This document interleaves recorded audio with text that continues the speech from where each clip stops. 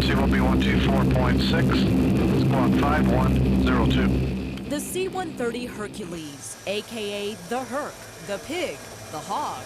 Can you just put this on? Perhaps not as pretty as sleek jets, but just as important. Okay. And you can just say Pilot Angela or Co-Pilot Angela, whoever you want to talk to. Okay.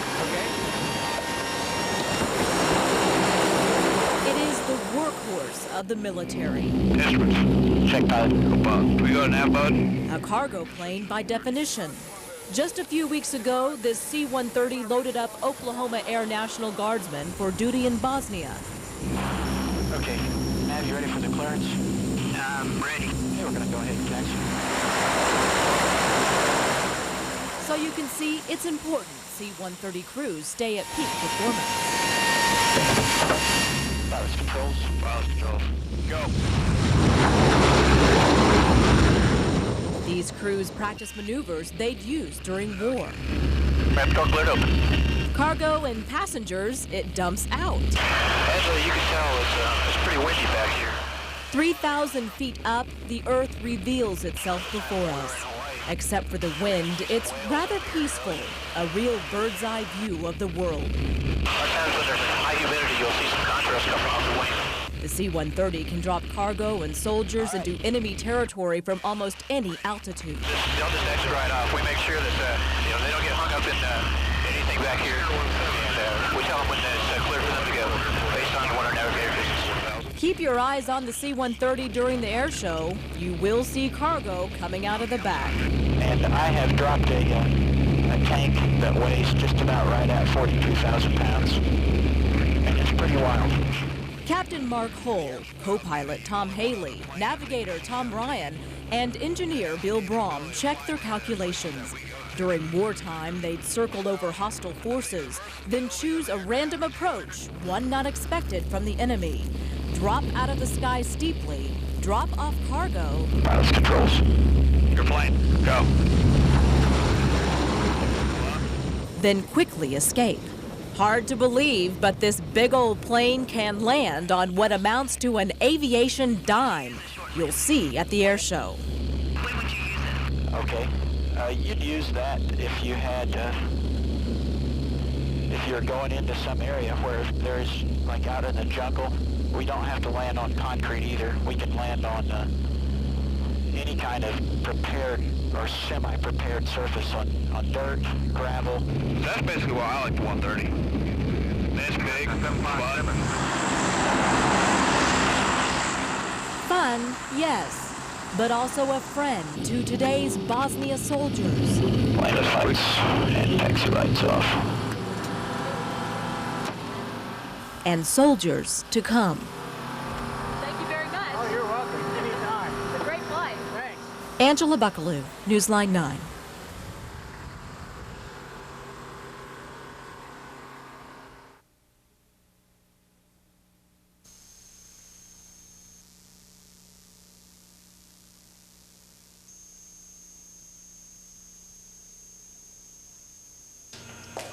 Levy arrived home one day to such a notice. When she opened it, she learned her home had been reassessed considerably higher.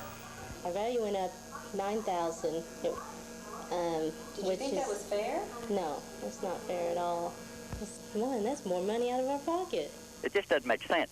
You can't sell a house for what he says it's worth. And then when you Oklahoma County Assessor Mike Means has been inundated with complaints, fielding some on the radio. Too high is not the right answer, but maybe such an enormous jump at once is what's difficult to swallow. So we checked with a realtor to see if the new values are fair. She'd done the same for her own neighborhood. And I found that the taxes went up probably 8 to 10% across the board. Actually, the property values in that area went down 4% this past year. And beware of other potential mistakes. Just out of curiosity, we checked the documents on our home. Courthouse records indicate it's a two-story, but as you can see, it's clearly not. Many mistakes or inaccurate assessments like those in our realtor's neighborhood may be lowered by protesting, but some won't. And some assessments, as in the case of our homeowner, are in fact fair. Actually, it was a realistic assessment. It could be maybe just a wee bit high, but it's real close to what the sols have gone for, you know, what the taxes are on the sols in this past year. Was it assessed too low before? Yes, I believe it was assessed too low before. I didn't like the tax increase, but it will help our value of the house.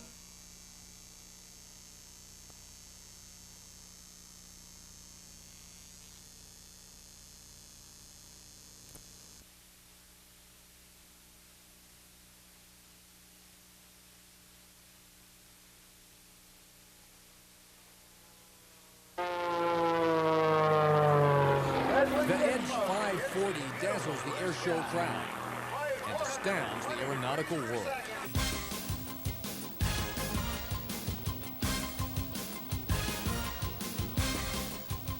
An almost perfect combination of weight and power, maneuverability and durability, it flies through the air with the greatest of ease. I'm going to go check out the layups they're doing over here. But the Edge 540 has its roots in the Oklahoma soil. Hi, Stacy, how's it going?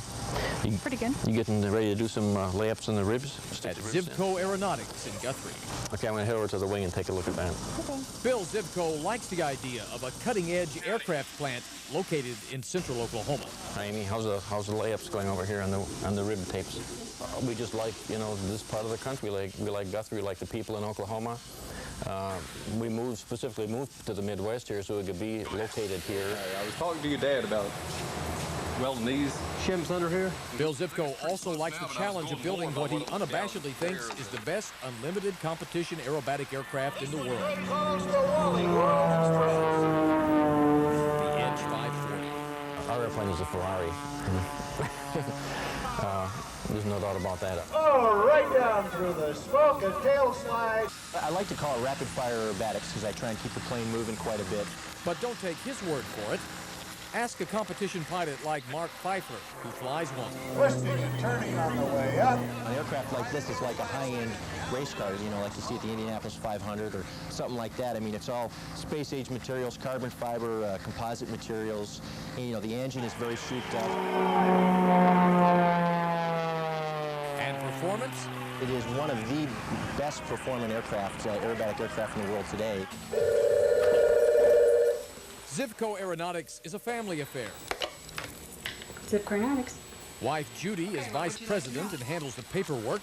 Doing it freehand is coming out pretty square. Son Eric works hands-on in the metal shop. Two daughters are active in the composite shop. Say, Todd, what do you think of this? But the dream of a high-tech aircraft takes shape with high-tech computer designs and lots of trial and error, brain power, and brainstorming. The Zivco plant can fabricate an Edge 540 kit, wings, fuselage, accessories in 5 months. The price, $60,000. Meanwhile, Bill Zivco has plans for an even better airplane. This is another project we're working on here. Well, I better not show that to you because it's a top secret project we're working on for Leo Laudenschlager. But for the present, Bill Zivco's pride and joy is his Edge 540. It's a really neat feeling that you spent, you know, like 7 or 8 months working on this project and you see it fly for the first time. It kind of just takes your breath away.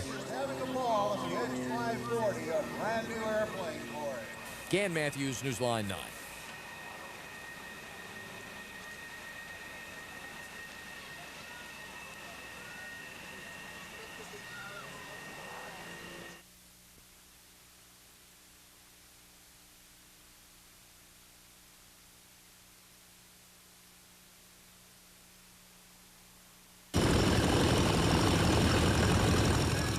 It is a place where grown-ups can be kids again. How did she do? Oh, wonderful. Texas is very flat. Hi, Peanuts. Oh, you would love it. And Hannah, you would love it. Well, the Sopwith Camel is a 1914 World War I British fighter. And the place where kids don't have to be anything but kids. This is Mr. Snoopy's plane. That one is the Red Baron. Someone going to war? Yes, it was in World War I in 1914, 1950. A long time? Long time ago. This is the museum's P-51D Mustang. Every plane at the Cavanaugh Flight Museum is old, but none of them show their age. They look as good or even better than when they rolled off the assembly lines decades ago. The museum's operations director will settle for nothing less. The airplane on our left over here is our Spitfire, which we talked about briefly before. Flew in the 17 Squadron, as I said. And of course, it is programmed to be up at your air show, which is really one of the finest air shows around up there in Oak City. So again, that's a Fokker D7. You've all heard of the Red Baron? I truly have a love for the aircraft and the museum and what it stands for. Mr. Kavanaugh's, his goal of preserving these aircraft that so many people worked on and flew in to preserve peace in the world and present that, for the years to come is truly an amazing thing to attempt to do. These planes are more than museum pieces. Most of them still fly, and all of them are like time machines. They take you back to high times and daring days. For some, it is a sentimental journey.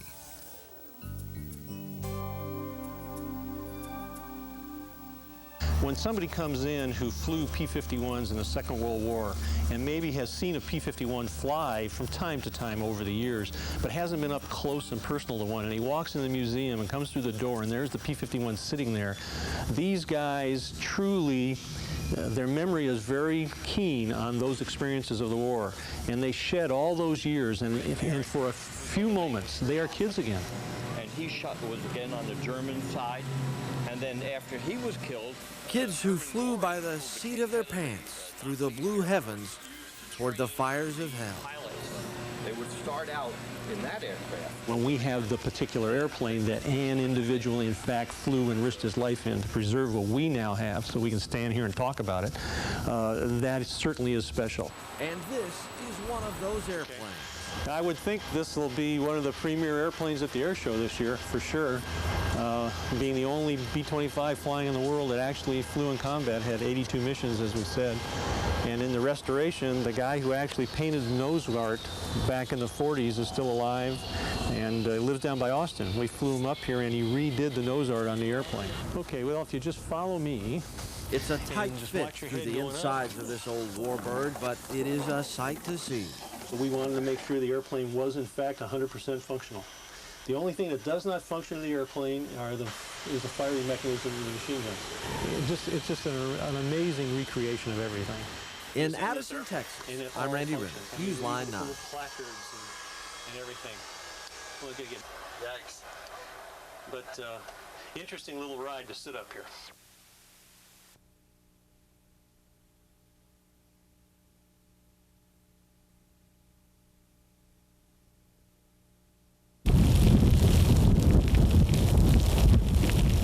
In northern Oklahoma, when the wind blows, the earth moves.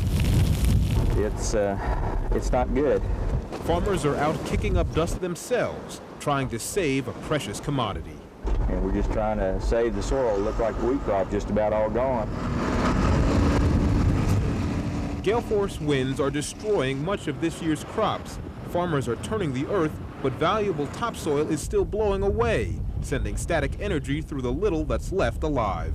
It's just literally burning it, killing it. Tim Zolkowski knows about hard times. The former oil field worker, It kind of got me out, I guess. I lost my job there. now has the contradictory task of helping farmers while posting auction notices for farms and equipment of friends. Have you ever seen it this bad in all your years? Now, I've seen some dust blow a time or two, but nothing like this. Farmers say it takes a decade to recover from one bad year. The continuing bad weather trend could mean recovery won't be felt until well into the next century. And several groups of people, not just farmers, will feel the pinch. It's going to cause a lot of people to hurt. Banks, businesses, everybody's going to hurt, not only just the farmers in this area. 60 years ago, Oklahoma farmers left their homes due to a similar problem, the Dust Bowl of the 30s. Today's dry conditions and stiff winds are not only blowing away precious resources for the present, but also possible hope for the future, leaving many homes abandoned, many areas virtual ghost towns. In Grant County, Jesse Gary, Newsline 9.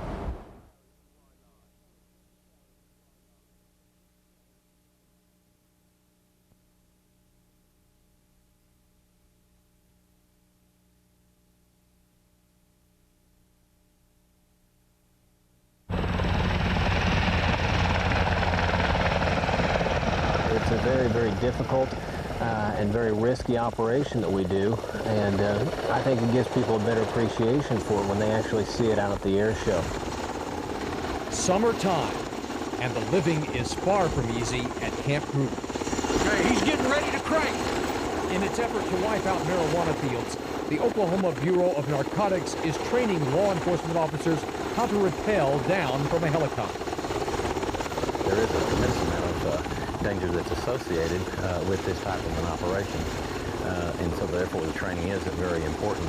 The trainees include OBN agents as well as officers from police and sheriff's departments from all over the state. It's not just the Oklahoma Bureau of Narcotics' responsibility to address the marijuana problem, but all agencies, and we've kind of taken the lead in that program and tried to train people up and in that area to help us with the war.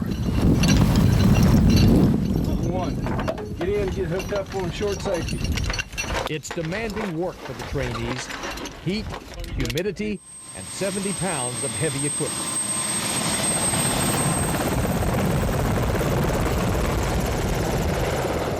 And it's no fun and games when they put their training into practice. Summertime is marijuana harvest time. Drug agents hope to get to the crop before the growers do. Sometimes when agents touch down, the growers are waiting for them. And we're not talking about a guy with a garden hose and a rake. We're talking about oftentimes 7, 8 individuals who are heavily armed with automatic weapons and not afraid to shoot at a cop or anybody else who would come out and attempt to take their marijuana. Mature fields are hacked down and set afire. Now make sure you get all the baby plants. On younger plants, agents use a special herbicide to kill the crop. But success on the ground is preceded by training in the air. At the air show, look up and watch the agents come down hard. This is how they spend their summer vacation. Dan Matthews, News 9.